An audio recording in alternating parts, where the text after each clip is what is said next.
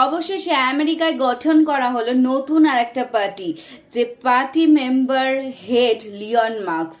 এটা অনেক আগে থেকে আন্দাজ পাওয়া যাচ্ছিল, বিশেষ কিছুদিন ধরে ট্রাম্পের সাথে সম্পর্কের অবনতি হওয়ার পর। অথচ কিছু মাস আগেও ইকুয়েশনটা কিন্তু একদম অন্যরকম ছিল। তৃতীয়বারের জন্য ট্রাম্পকে রাষ্ট্রপতি করার জন্য হাজার হাজার কোটি টাকা খরচা করেন লিওন মাস্ক। তবে কিছু মাস আগে থেকে লিওন মাস্কের সাথে ট্রাম্পের সম্পর্কের অবনতি হয় এবং বিশেষ নানান কারণে মতবিরোধও দেখা যায়। এমনকি অনেক সরকারি দায়িত্ব থেকেও তিনি নিজে সরে আসেন এবং এর মধ্যেই তৈরি হয়, তিনি নিজে তৈরি করেন একটা নতুন রাজনৈতিক দল আমেরিকায়। লিওন মাস্ক টুইটার হ্যান্ডেলে লেখে নতুন রাজনৈতিক দল চেয়েছিলেন, নতুন রাজনৈতিক দল হাজির।